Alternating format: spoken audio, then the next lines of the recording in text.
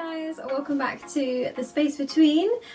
Today I'm just gonna do a little summary of Ajna Chakra, which is the third eye, which we've been exploring throughout the month of July and a little bit of September, because I got a bit waylaid with videos.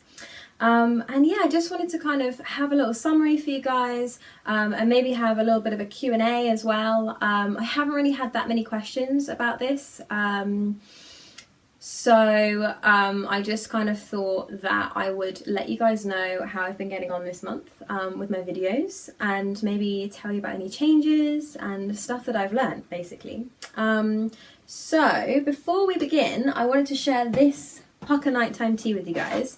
If you've seen my Ajna off the mat video, you'll know I mentioned this tea. I just bought some today because I found it again in the store, and it's a dreamy bed of organic oat flower, lavender and lime flower, and this to me just tastes like sleep and it smells like sleep. I love it so much.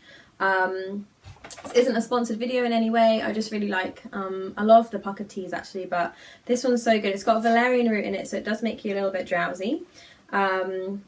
And yeah, if you have trouble sleeping and you want to get back into a bit of a rhythm, this could be really helpful for you. But I think you have to be careful if you're potentially, I think if you're taking antidepressants, or maybe if you're pregnant, things like this, have a little look into it, because of the valerian root. It might not go down so well for some people. But I just thought, yeah, that I would show you guys the box in case you want to look out for it. So I thought I'd begin with telling you what I've learned off of the mat this month, really, with Ajna Chakra.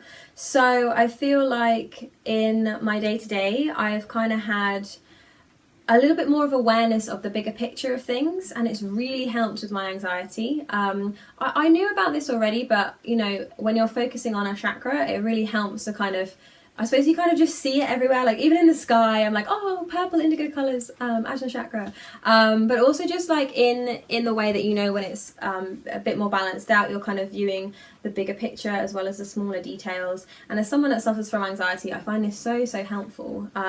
So I don't know if you guys have found that too.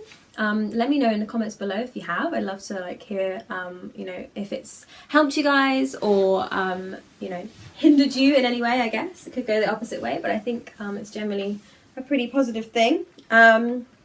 So yeah, and as well as that, I think I've just had such a huge learning curve with YouTube, and I use iMovie to edit my movies. And I also do all of it on my iPhone and my iPod. No, my iPhone and my iPad. The other thing.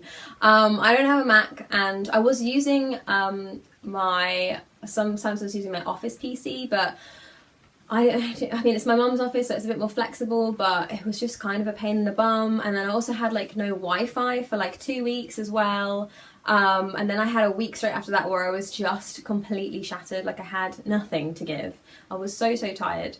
So yeah, it's been a bit of a crazy month trying to get these videos out, but I have downloaded the kind of like the Creator Studio, I suppose, for iPad, and that's been amazing. And I don't know if it's because I updated it. I don't know if it's because I updated it, or if it's because I actually looked into how to use it a bit more by having a play around with it. But I've realised how I can upload thumbnails onto my videos just using my iPad, because that was the only thing left that I wanted to be able to do.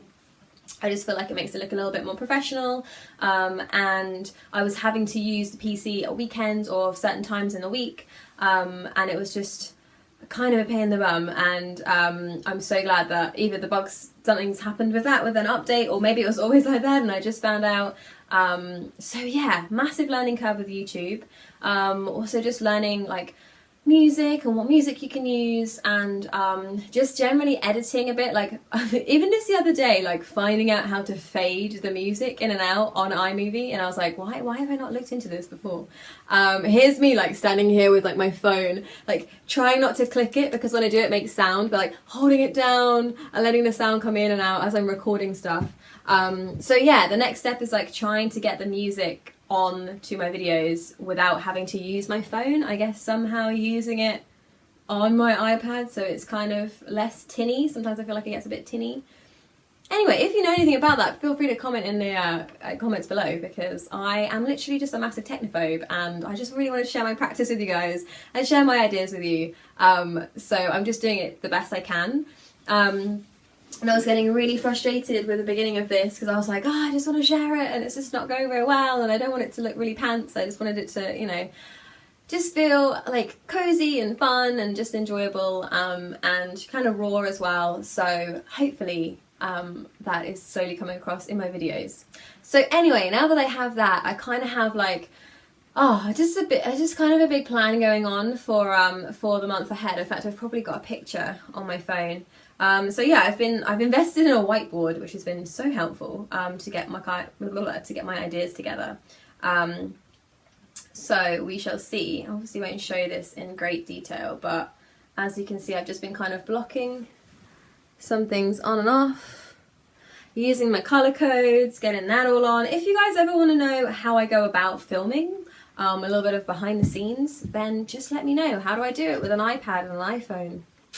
Well, I mean, you know, if you ever want to see what I'm doing, maybe tell me there's an easier way. I don't know. So yeah, anyway, so that was a massive learning curve. So I've learned so much just from like actually trying to get myself out there. And I have had some friends very kindly offer to film and edit for me, but I really want to learn to do it myself. And I'm kind of excited, like maybe by the end of this 7-month chakra tapas, like not only will I see an improvement in my teaching skills and also, you know, in how I feel from doing the tapas, from doing like focusing on each chakra at a time, but also like it'll be kind of cool to see how my editing has grown throughout those 7 months. And I also have some more ideas for after those 7 months. So yeah, I feel like very productive. I feel like I've got lots of ideas, and I'm just trying to, whenever I get the idea, like write it down or put it into motion somehow so that it kind of doesn't get lost, because I think when we don't act on those things, it kind of has a habit of getting lost, and then we get a bit stuck. So yeah, also doing some work on Ajna Chakra. I kind of realised that I didn't really journal much about this process, so I would recommend for those of you just starting, or maybe you're going to do Ajna Chakra now, I don't know. I just picked up this notepad, which I think is really, really cute. It's got topaz on it, and yeah, it's my birth month, so it's December. And I just picked it up at Frost Garden Centre of all places, and it's kind of gold on the outside, and I had it, and I was like, you know, I'm one of those people that has like a million notepads, and I'm like, what will I fill with these notepads? Well, today I will be filling this with a bit of my journey, so I'm going to just start to document it. And I would recommend this to you guys as well, like every time you have a yoga practice, and even sometimes in a yoga class. Like obviously when I'm teaching hot yoga, we're all sweaty and there's not really time to like scribble down stuff with a pen, but you could bring a little pad into class. I had a friend that used to do it all the time. She does a lot of writing, a lot of journaling, a lot of writing therapy, and you can just bring your pen down, or even in your home practice, just write down maybe a quick couple of notes, like how you feel. You could bullet journal it. You could just write down how you feel before, maybe if stuff comes up during, and how you feel after. And it could just be kind of interesting to focus and kind of just be a little bit more aware of things that are coming up for you. And maybe there are some patterns coming up. Maybe you find specific chakras really bring something out of you, and you feel like there's room for more healing there. And then that way you can go and explore other ways to heal through yoga, both on and off the mat, which is what I've been looking at. Doing, you know, meditations, I've got a few more bits in mind for you guys this month, but yeah, doing journaling, and maybe I even mentioned in my Ajna off the mat loads of different stuff like aromatherapy and reflexology, and of course dream journaling kind of came up, and that would be really cool, I think, doing some dream journaling, especially for Ajna Chakra. I think that could be quite interesting to do.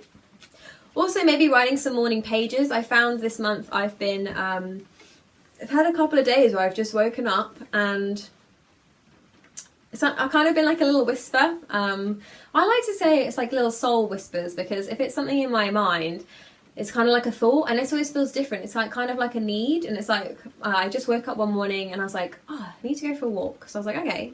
need to bring my journal. Okay, so I brought my hot lemon water, I brought my journal. It was like 5 a.m. or something stupid, and I just went and sat on my favourite bench, and I just did some morning pages, just writing.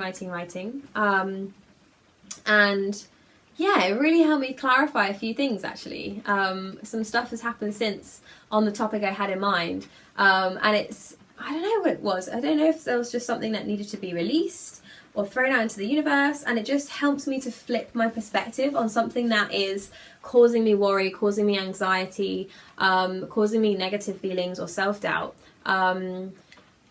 And yeah, I don't know, I kind of was able to flip my perspective, and that really helped a lot with that. Another thing I find really useful is gratitude lists.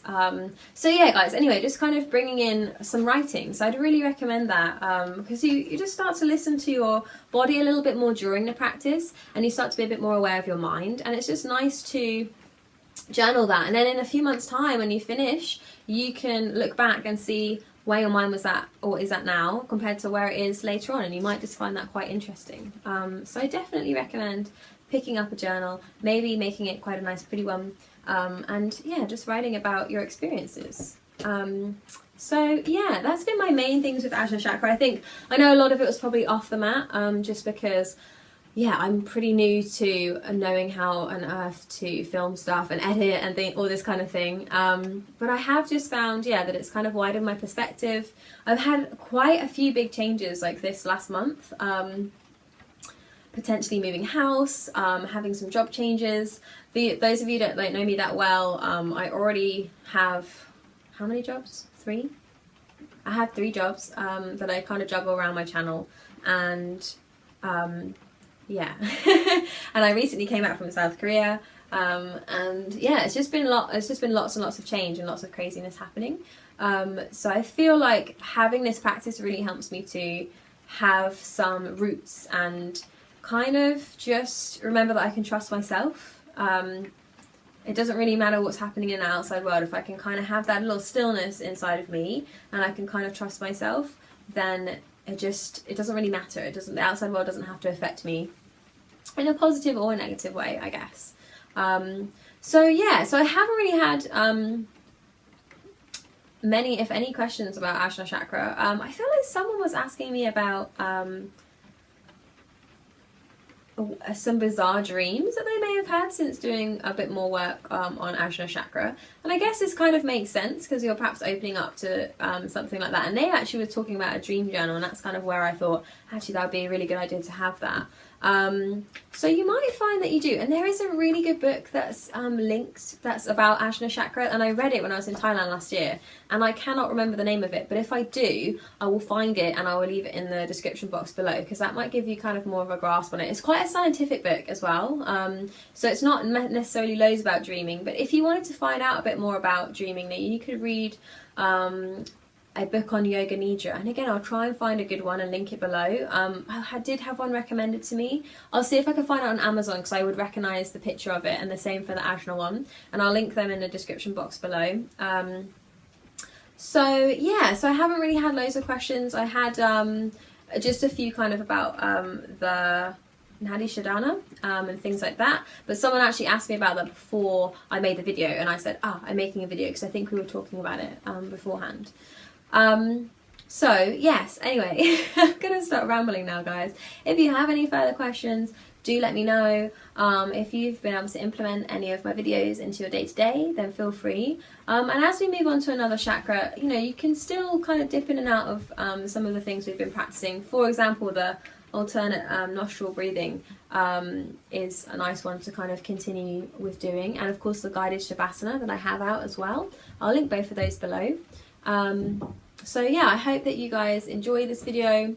I hope that you've enjoyed the last month with me, and I look forward to looking into Muladhara, aka the root chakra, with you next time.